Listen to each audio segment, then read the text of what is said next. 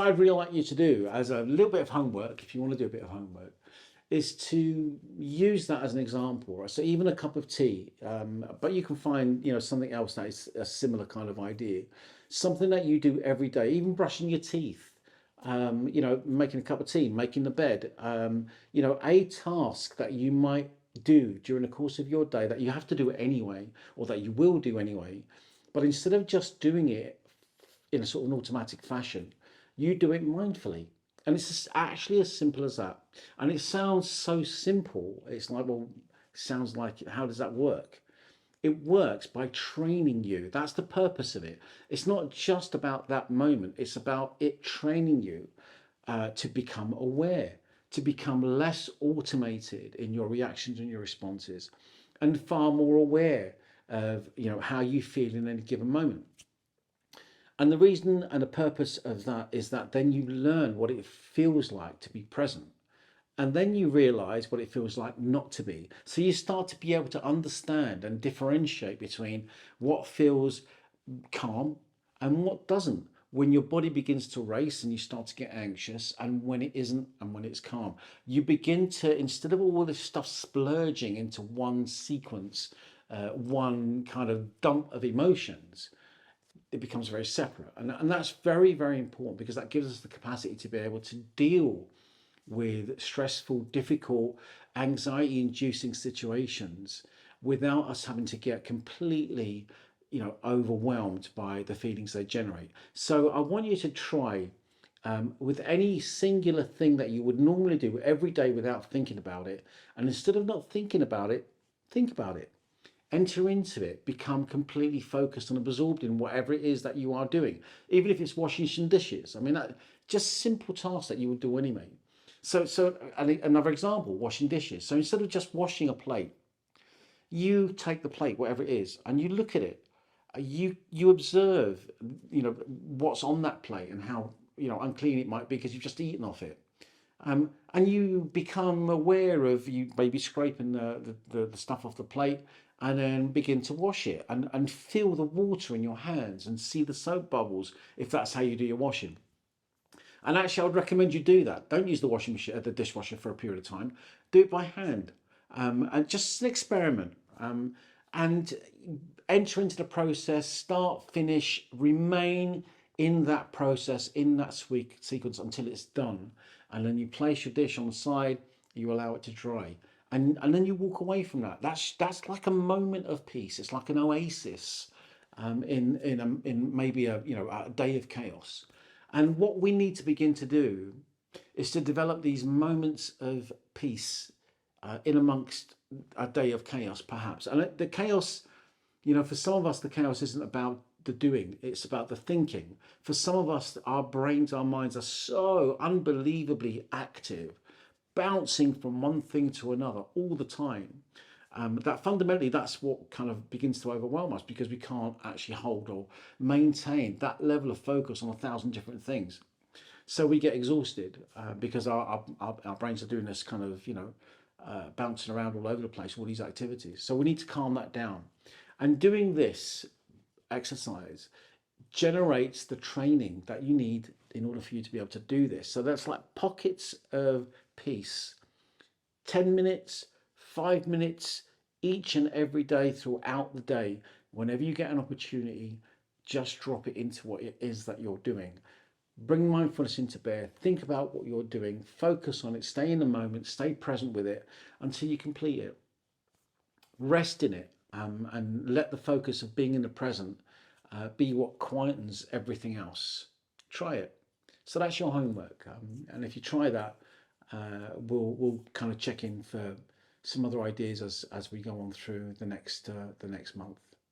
Another sequence to mindfulness is cultivating self-awareness. So we've had a very short kind of conversation about how we can be mindful and have pockets of mindful reflection throughout the day by staying present.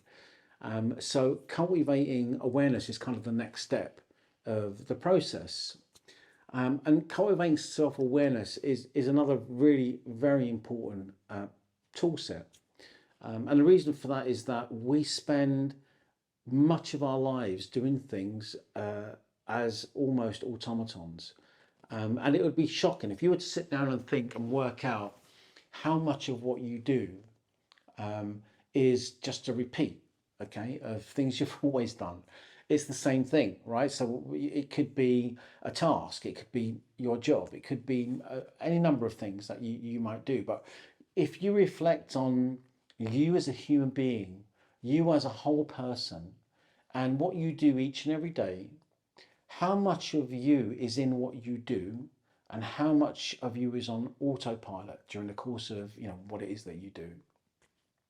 Even if your work is challenging, you work for yourself, or you have a very challenging job. Once you've learned the basics and you understand what the techniques and whatever it is that you do in relation to the work that you do, how much of those kind of outputs are automatic that don't actually necessarily involve you being self-aware. So it's one thing to be aware of a task, it's another thing to be aware of you in that task. So self-awareness is the next part of the sort of mindfulness journey, and it's also incredibly important. So how do we cultivate self-awareness?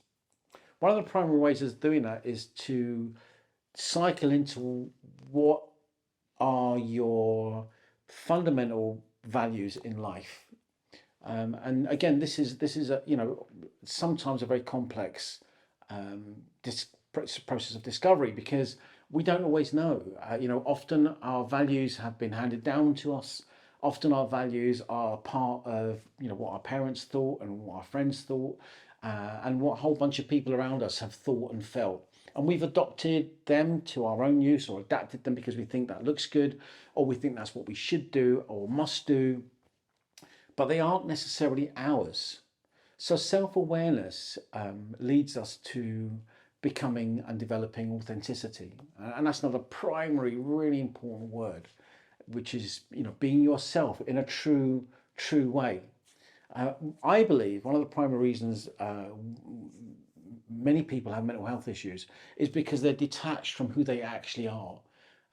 So this isn't necessarily for everybody, but if it's you, you will understand what I'm saying.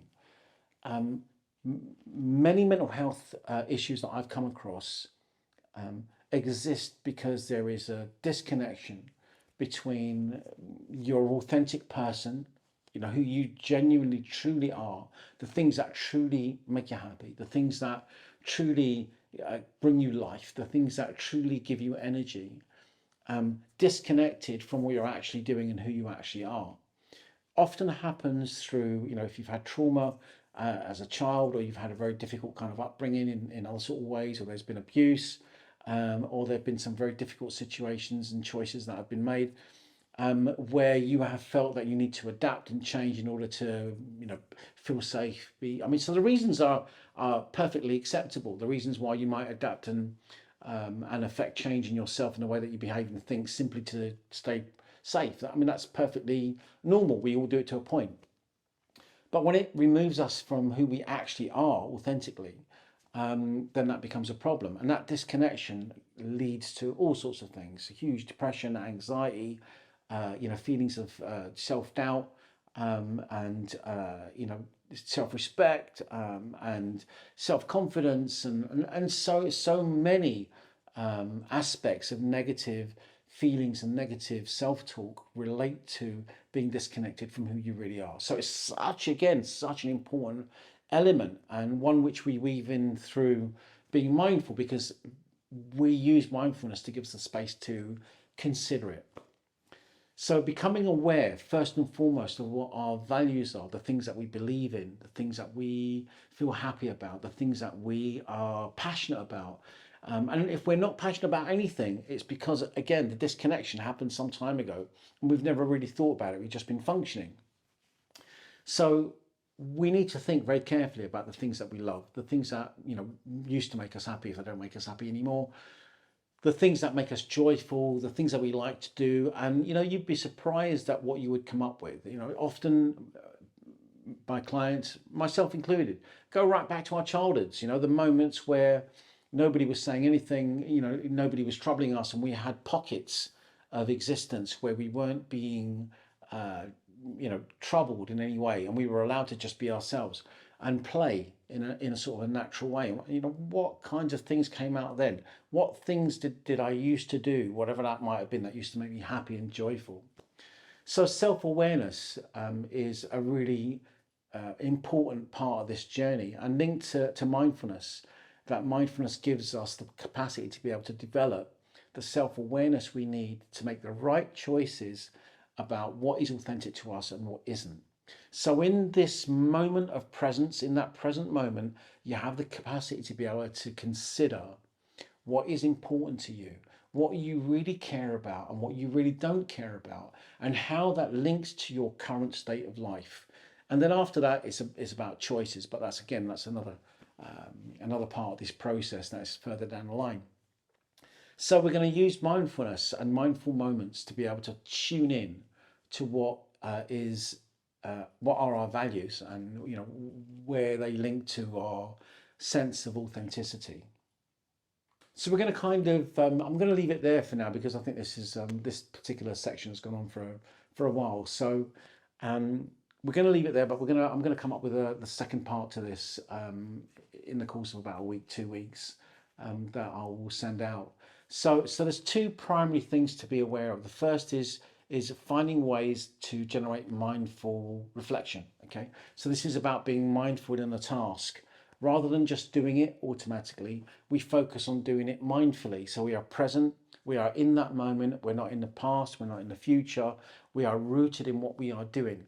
And we can use it during the course of the whole day, really, at different times, in order to tune into being present and staying present. That's the first part. The second part is developing self-awareness through working out what our core values are, using mindful moments outside of tasks in order for us to generate a sense of what our values are, what's important to us, and what we would stand up for.